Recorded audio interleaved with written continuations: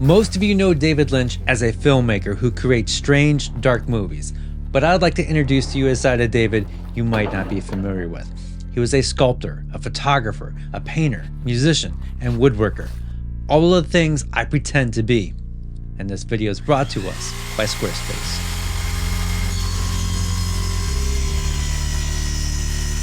David Lynch passed away a couple weeks ago, and while celebrity deaths don't usually affect me much, this one was a punch in the gut. About a year ago, I took a deep dive into his life, exploring his talks, his books, and his documentary. I became fascinated with his philosophy and lifestyle. I read his book, Catching the Big Fish, and Rick Rubin's The Creative Act back to back, and these books had such an impact on me that I completely changed how and why I make my videos. David's philosophy rewired my brain. I no longer make videos to please an audience or an algorithm. Now I create to serve a deeper desire within myself. Not many people get to make a living doing their dream job, and I realized I was wasting my opportunity by chasing numbers. So to say he had an impact on my life is an understatement.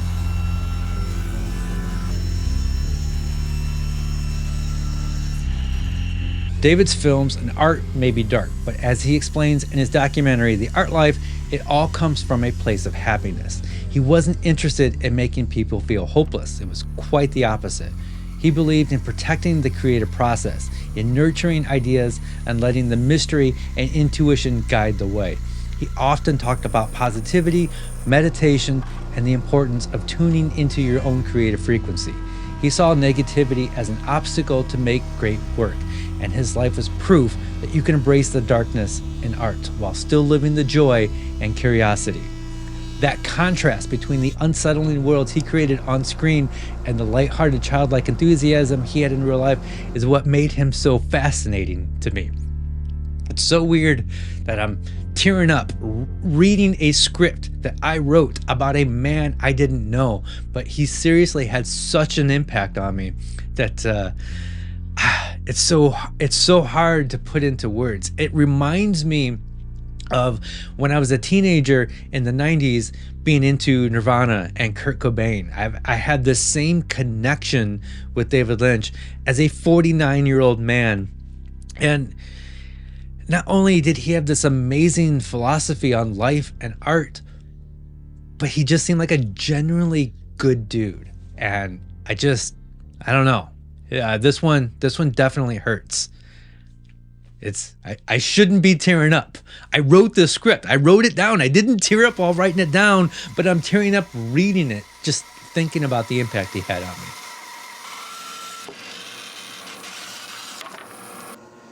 David came up with this philosophy that he called the art life. And that is the whole reason for me making this video, is I wanted to share what the art life is and what it means to me. But I think I should probably talk about what I'm actually doing here. I wanted to make a reminder of what the art life is and a tribute to David Lynch that I could hang up here in the shop. I'm going to make this on the scroll saw, which I don't have any experience with whatsoever. So I milled up some white oak that I had in the shed, cutting it up nice and thin to make it easy for me to work with, since this is the first time doing a big scroll saw project. So after resawing the white oak into thinner boards, it started to curl on me. So I'm gluing it down to a sheet of plywood to make it nice and flat, and I'm using my vacuum press for that.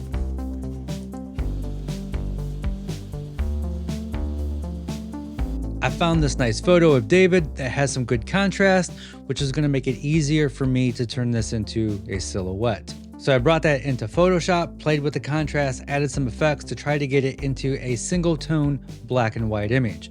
And then I took that, brought it into Adobe Illustrator, and used Live Trace to get the vector outlines, and then simplified a lot of the vectors and trying to reduce a bunch of orphan pieces just to make this a little bit easier for me to cut on the scroll saw.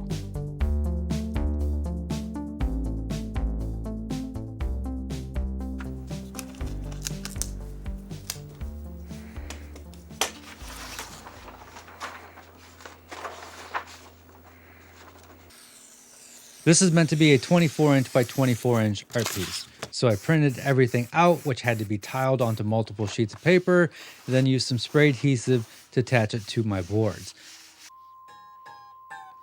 I learned that with this scroll saw, you're supposed to tighten the blade up until you get it to a pitch of C6. So it's just like tuning a guitar.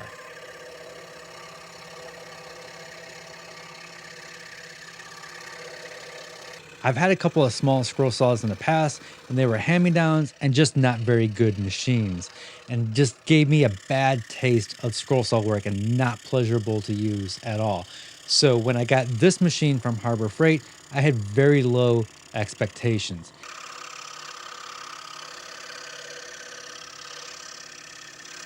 And I gotta say, this machine completely flipped my expectations upside down.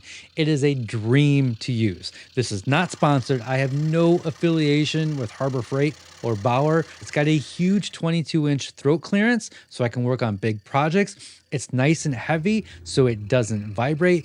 It's extremely quiet, and the table has this coating on there that is nice and slippery, and the whole thing is just so easy to use. I have a brand new appreciation for scroll saw work. I gotta say, the whole process is much more enjoyable than I expected. It's very meditative. You put on a set of headphones and you can just lose yourself in the work. It is actually way more fun than I ever expected.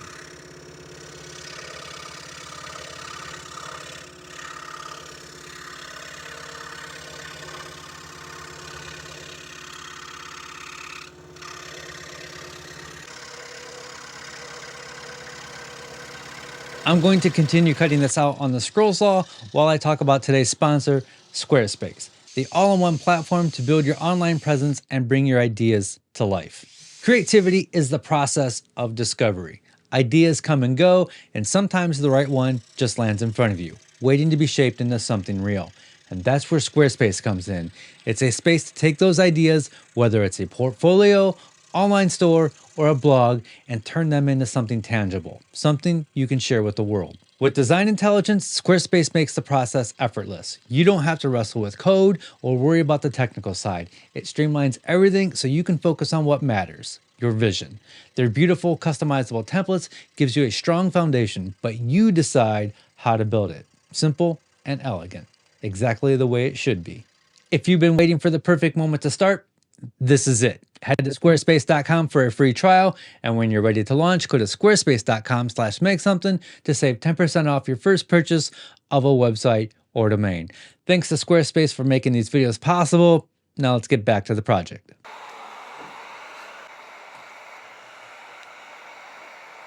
Basically, I cut the white oak into thick veneers and then glued that onto a thin sheet of plywood. I have been warned that if you only veneer one side of the plywood, that it will potato chip. And as you can see, I ignored that warning and it completely potato chipped. But that's okay because I'm going to glue this onto a thicker piece of plywood here in a little bit. So I removed all the paper, sanded everything down, and then dyed all the pieces black with India ink. India ink is great for this because it's super black and dries very fast.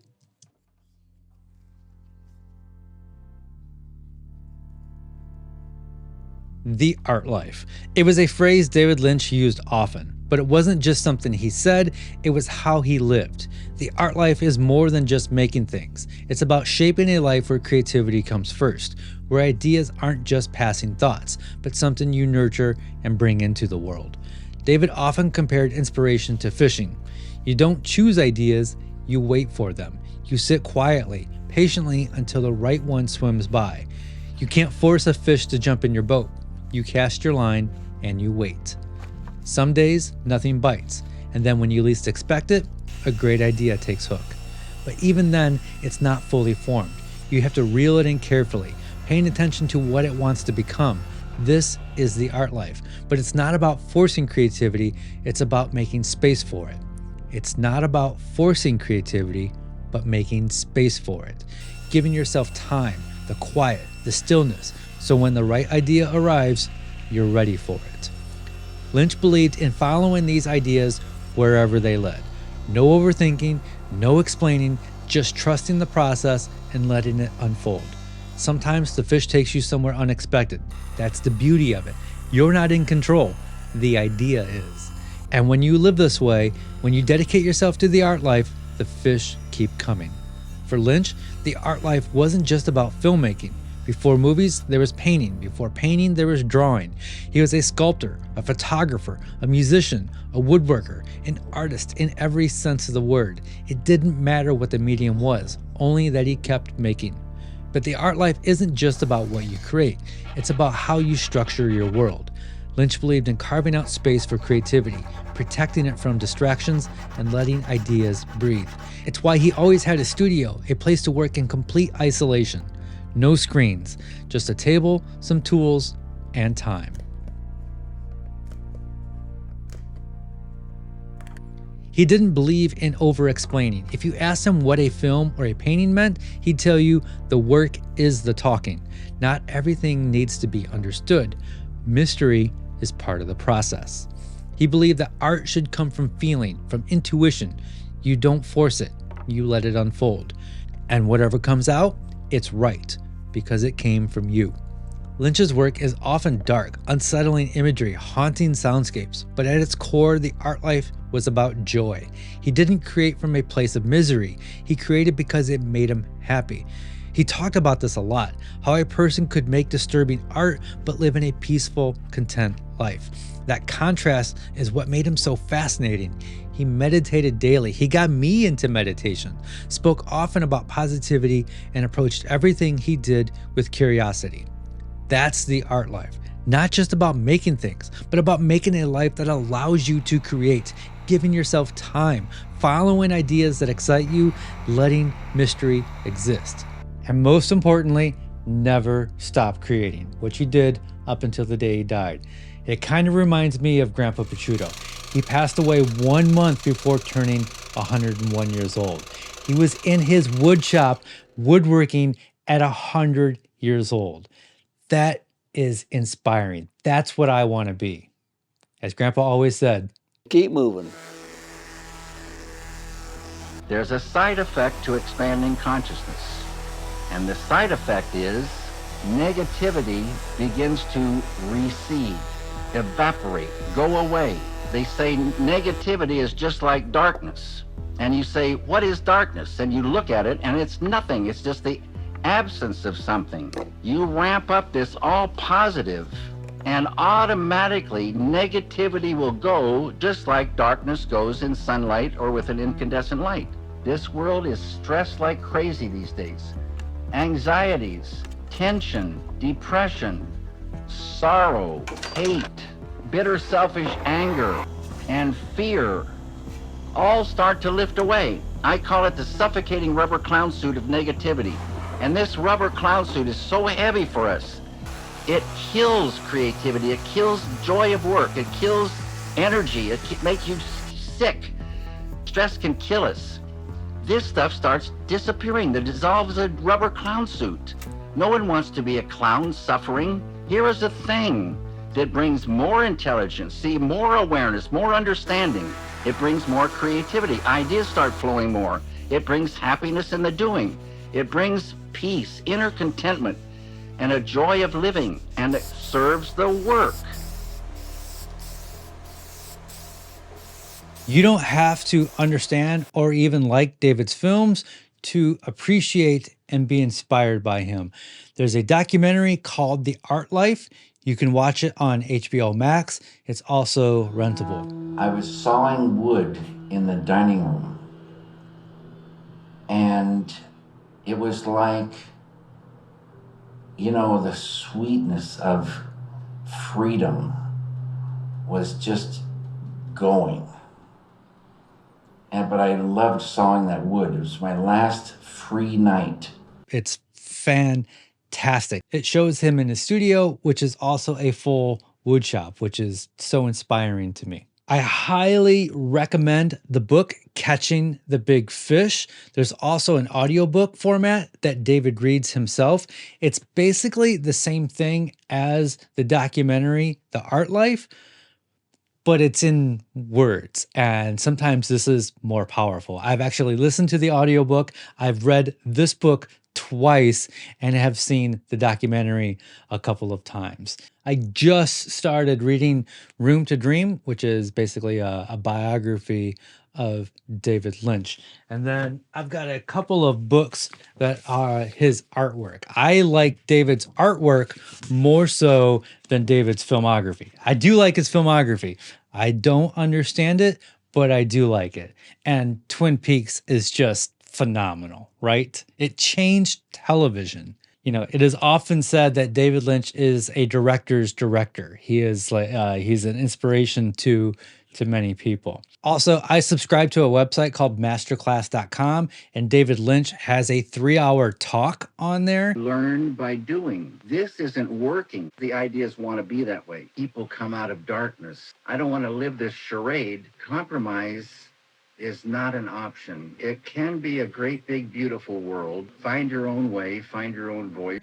And it's basically the same thing as the book and the documentary. It just goes in a little bit deeper, and it's also geared a little bit more towards filmmakers. But I just love hearing the man talk.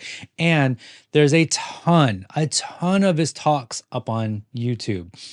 I don't know why all of a sudden David made a documentary and wrote books and did all these talks later on in life. Maybe he just realized he had something to share before leaving this world. He talked a lot about positivity and embracing creativity, allowing room for things to breathe. And he was a big proponent of transcendental meditation. And I think he really just wanted to get the word out before he left this world. So here's a fun fact. Back in December, I reached out to his assistant asking if I could interview David for my YouTube channel. That's so unlike me. I have never reached out to a celebrity. I've never interviewed anybody on my YouTube channel because it's just not something I do. But all of these things just added up, and he was such an inspiration, and I really wanted to talk to the man himself. And I expressed, like, I don't want to talk about his films. I want to talk about his philosophy, his art, and his woodworking. And I got the politest rejection I could ever get. And at least I tried. And then a month and a half later, he passed. I learned after getting that rejection that he was sick. So maybe I should have reached out sooner. So if you have dreams, now's a good time to start.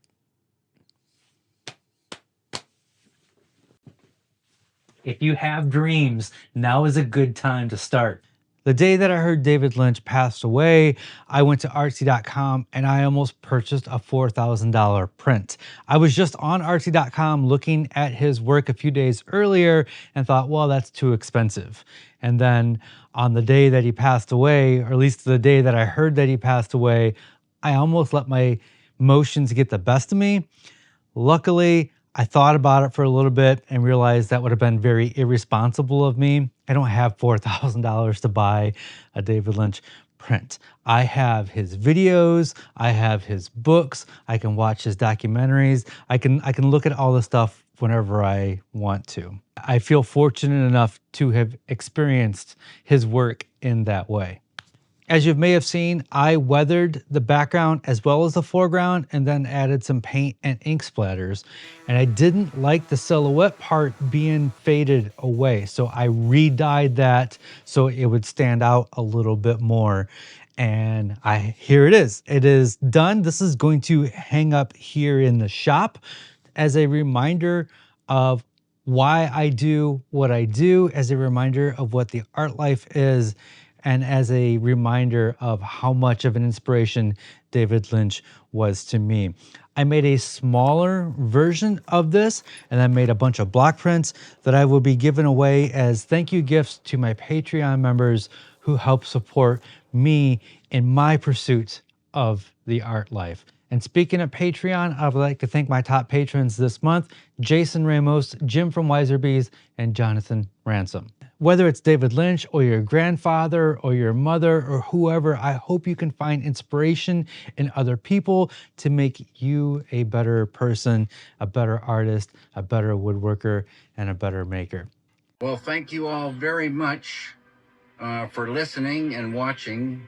Good luck to you. And get the fuck out of my office. My pleasure. Today, I'm going to show you 2 methods that will boost your creative potential. The first is something you might already know, designing within parameters. But the second one is a game changer and something I learned from David Lynch's book, Catching the Big Fish. It involves destroying your project and then building on the chaos. This will unlock creativity in ways you never thought possible and get a little weird. And with this method, I ended up creating something I never would have imagined.